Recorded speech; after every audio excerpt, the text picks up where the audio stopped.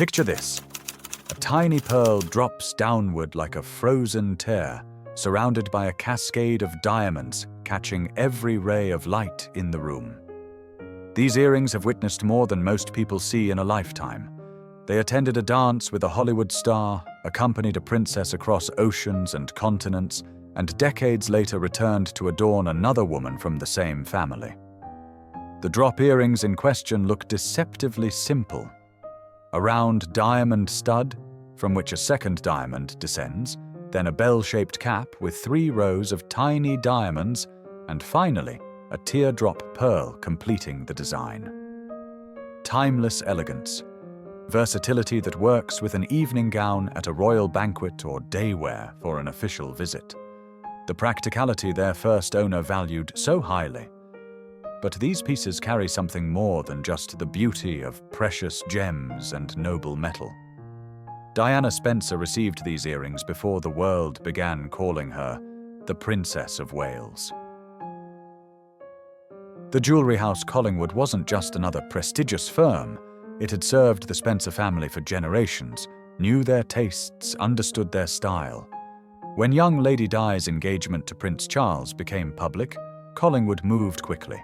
The firm loaned the bride-to-be an exquisite diamond necklace and earrings for a portrait session with legendary photographer Lord Snowdon. Diana posed in these jewels, and the images traveled around the world. The jewelry house's leadership planned a grand gesture to present that very necklace and earrings as a wedding gift. The generosity was sincere, the intentions noble. But the palace intervened with cold diplomacy. The gift was deemed excessively lavish. Too much attention, too expensive, too inappropriate for a commercial firm. Collingwood stepped back, but didn't abandon the idea entirely. Instead of the grand set, they chose something more modest: pearl and diamond earrings. Elegant but not flashy. Expensive but not scandalously so. Precisely what could pass through the strict protocol filters of the royal court. June 1981. Weeks remain until the wedding of the century. At London's Claridge's Hotel, preparations are underway to receive Saudi Arabia's King Khalid. 20-year-old Diana Spencer, not yet a princess but no longer an ordinary girl, stands before a mirror. She wears a dress in blue and white polka dots with ruffles. Innocent, almost childlike in appearance. In her ears, the brand-new pearl earrings from Collingwood. Around her neck, that very diamond necklace the firm loaned her again, knowing they'd soon have to return it forever. Diana enters the hall, and cameras click. Behind her stands Fortune Fitzroy, Duchess of Grafton, keeper of the royal wardrobe. This woman will serve the monarchy for 50 years and live to 101. But in that moment, she simply watches the young bride taking her first steps into the world of high politics and diplomacy. The pearls in Diana's earrings sway gently with each movement of her head. They catch the light of Claridge's chandeliers, reflect glints of champagne in crystal glasses, become part of a story that's only beginning.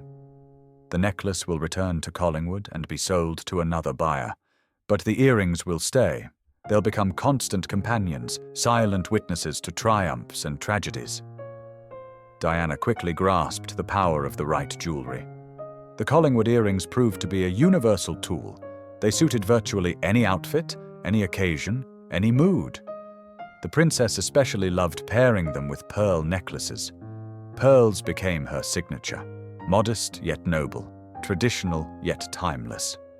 July 1983, Royal College of Organists. Diana appears in a blue off-shoulder dress by Belleville Sassoon. Around her neck, a single-strand pearl necklace, simple and elegant. In her ears, the familiar earrings with pearl drops. The combination works flawlessly. The pearls at her neck echo the pearls in her earrings, creating a harmonious composition. The diamonds in the earrings add just enough sparkle to keep the look from appearing too understated. December 1984. a special gala performance of Andrew Lloyd Webber's musical Starlight Express at the Apollo Theatre. Diana amplifies the pearl theme, this time choosing a 3-strand twisted necklace. The Collingwood earrings are back in place, completing the ensemble. The princess experiments, searches, finds her style. But whatever pearl strands she selects, delicate or substantial, single or multi-layered, the earrings remain constant. However, the real magic happened when Diana discovered Queen Mary's lover's knot tiara. This piece, created in the early 20th century, represented an exquisite interweaving of diamonds and pearls in the form of knots. Someone, perhaps Diana herself, perhaps one of her assistants, noticed a remarkable coincidence. The pearls in the tiara and the pearls in the Collingwood earrings were the same size, perfectly identical. When the princess wore both pieces together, the effect exceeded all expectations. The tiara and earrings didn't just coordinate, they seemed made for each other, though decades and different craftsmen separated them. November 1985, Washington, District of Columbia. The British Embassy receives important guests. Diana descends the staircase in a cream lace dress by Murray Arbid. On her head, the lover's knot tiara in her ears, the Collingwood earrings. This event takes place the day after that famous evening at the White House, where the princess danced with John Travolta. The whole world is still discussing that dance, but Diana has already moved forward to the next event, in the next dress, with the same faithful earrings. The pearl drops sway in rhythm with her steps. They reflect the embassy lights, echo the tiara's pearls, create a sense of completeness, harmony, royal dignity. Diana fell in love with this combination. The tiara and earrings became her favorite formal set, which she brought out for the most important, most ceremonial occasions. Years passed. The princess's marriage grew increasingly strained, relations with the royal family increasingly complex. But when Diana wore the lover's knot tiara and Collingwood earrings, she transformed into the embodiment of royal grace. April 1991, Brazil. An official visit that would become one of the last joint tours of the Prince and Princess of Wales. At Itamaraty Palace, a ceremonial dinner is laid. Diana appears in a striking beaded one-shoulder dress. The asymmetrical cut, bold, modern, slightly daring. On her head, the familiar tiara. In her ears, those same earrings she received 10 years earlier, before the wedding. Diamonds and pearls shine in the tropical night. They've survived so much. Triumphs and disappointments, the birth of 2 princes, countless public appearances, the growing discord in the royal family. The earrings remain silent. They simply hang in the princess's ears, doing their job, adorning, completing the image, bearing witness. This will be one of the last appearances of the set on Diana as Princess of Wales. 25 years passed, an entire era swept by, transforming the monarchy, the country, the world. But some things return. July 2017, Buckingham Palace prepares to receive the Spanish king on a state visit. In one of the rooms, Kate Middleton, Duchess of Cambridge, tries on jewels. The lover's knot tiara is placed on her head, the very one Diana loved so much. The piece is on loan from the Queen, like many other treasures from the royal collection. The Collingwood pearl earrings are threaded through her ears. Kate looks in the mirror and sees a ghost of the past. She never met Diana. The princess passed when Kate was a teenager. But the connection exists through these jewels, through Kate's husband, through the children, through the monarchy itself. The Duchess completes the look with the Greville ruby necklace, another treasure borrowed from the Queen. The red stones contrast with white pearls and clear diamonds, creating a vivid, memorable image. When Kate enters the banquet hall, those who remember Diana catch themselves with a strange sense of déjà vu.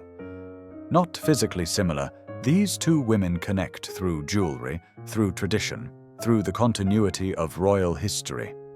Kate liked the Collingwood earrings. A few weeks after the Spanish banquet, she takes them with her to Belgium.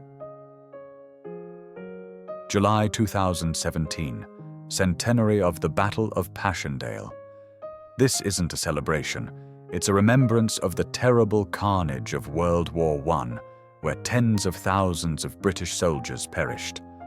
William and Kate travel to the memorial events. The Duchess wears the earrings along with another piece from the royal collection, the diamond and pearl leaf brooch. Again pearls, again a combination of precious stones, again an echo of the past. Earrings created for joyful events, for balls and receptions, now attend a ceremony of remembrance. They adapt, they serve, they continue their work. From Claridge's to Belgian military cemeteries, from a young bride in a polka dot dress to a mature duchess at a memorial. From one era to another, from one woman to another. The pearl drops in the Collingwood earrings continue falling downward, frozen in eternal motion. The diamonds continue catching light, now Belgian sun breaking through clouds over the fields of Flanders. The story doesn't end.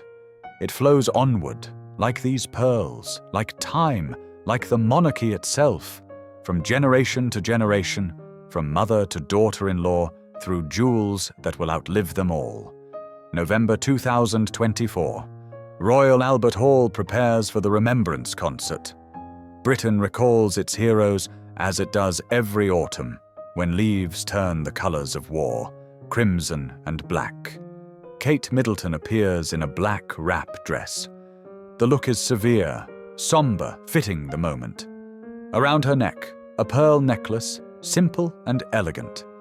In her ears, the Collingwood earrings, the very same, gifted to a bride 43 years earlier, adorning a princess at dances and banquets, official visits and family portraits, surviving triumph and tragedy, passing to the next generation as the tangible embodiment of memory.